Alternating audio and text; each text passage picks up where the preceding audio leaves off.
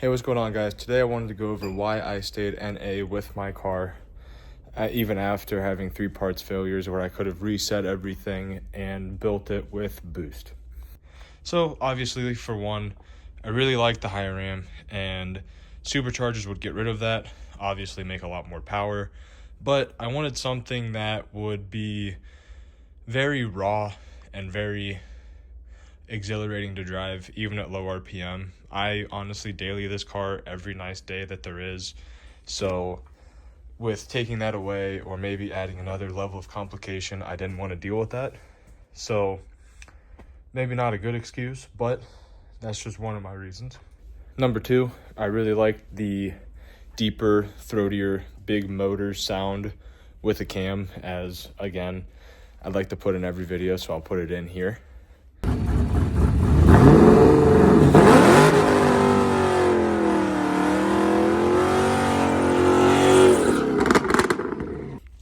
I did actually have a Pro Charger on this car for a very short period of time.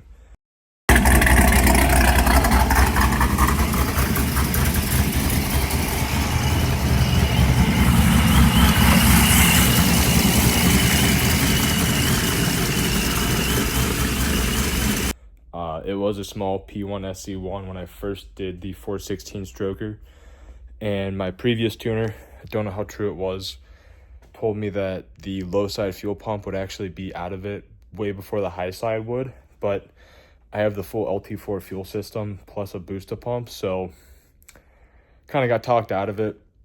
But at the same time, it did kind of feel dirty that I was trying to reach a goal with boost, especially because I really actually wanted to embrace the NA part of this car. So yeah, that's kind of why it's still how it is. I really don't have a big reason for it.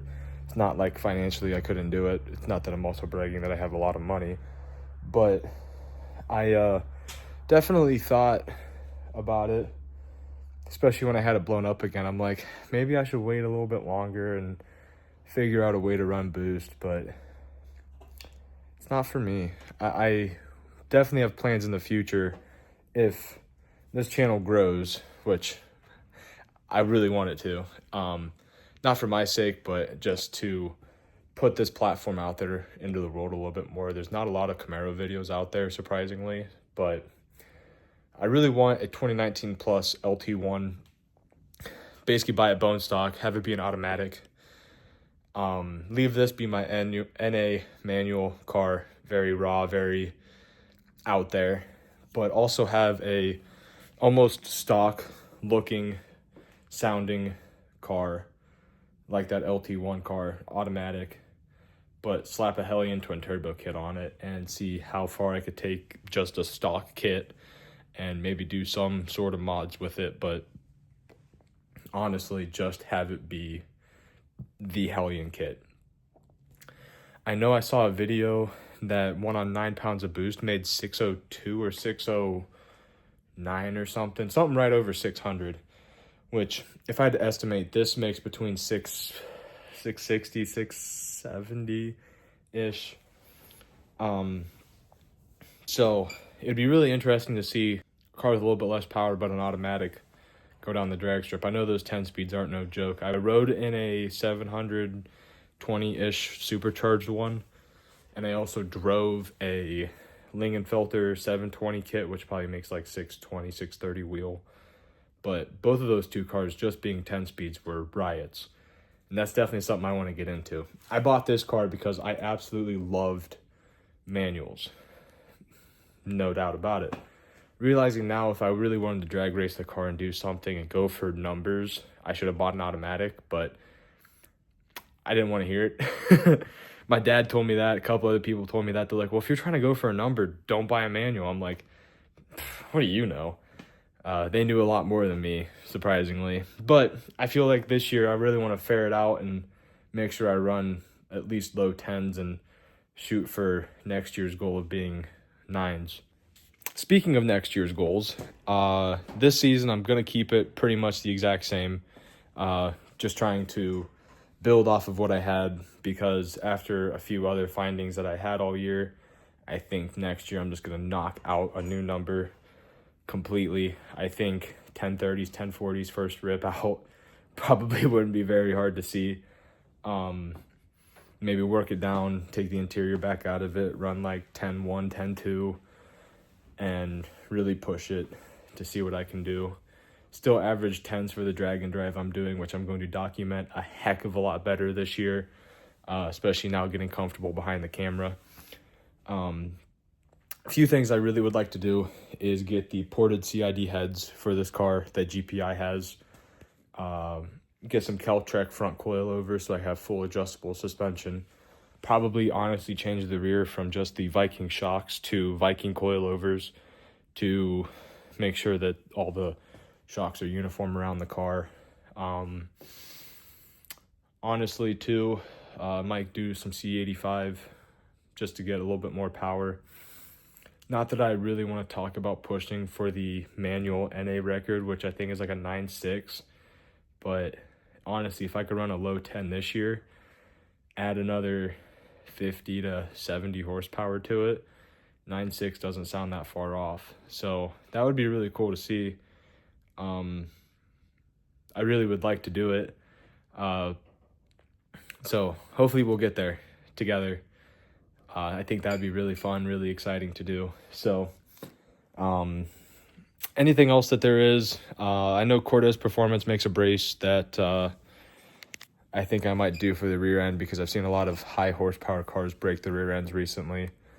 I really want to change. I kind of regret, honestly, making this custom intake. I did it because I didn't want to cut the radiator support, but if I want to be gangster and go fast, that's what I need to do. I know that Peace Performance, if you guys follow the GPI page, they have that one that's like, they call it the OTT, which is just stick straight out, looks like an elephant trunk. No offense, it works great. I think that it's wonderful, but with this being a drag and drive car and a daily car, I really don't want to have that out there all the time. So I think the underhood OTR style that they all had from the beginning, that, you know, just cut this part out here and make it work. Nothing a little bit of fabrication can't put this back, the hood latch and the hood latch down here.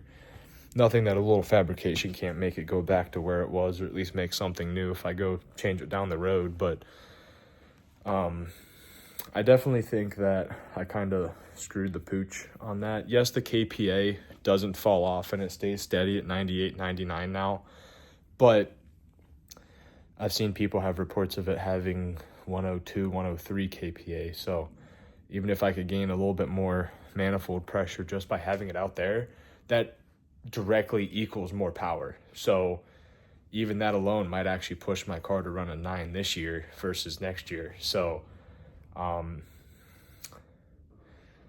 excited, and I'm talking about it in the middle of December. So hopefully you guys bear with me and don't get too tired of me talking. I promise the good content will be coming soon, but it's still 4 months away. So enjoy me talking in the garage until then, and hopefully I get a few more mods coming for it before next season breaks out, because next season I'm not going to let this thing sit very often. I'm going to be making videos, hopefully going to Mexico, drag racing it, drag and drives, different events, hopefully LS Fest, Streetcar Takeover. If RPM Revival was a little bit closer to me that Justin Keith puts on, I'd love to do that. That's a 12-hour drive away from me. I don't have a truck and trailer. This really is my drag and drive car because I literally have to drive it. Of course, I have friends with trailers, but they probably wouldn't let me just take their trailer on a 12-hour trip or 24-hour round trip. But that's enough of me rambling. That's future goals and future adventures and where I want to be with this car before I decide to buy another one and twin turbo it and keep everything that way. So thanks for watching, guys. Peace.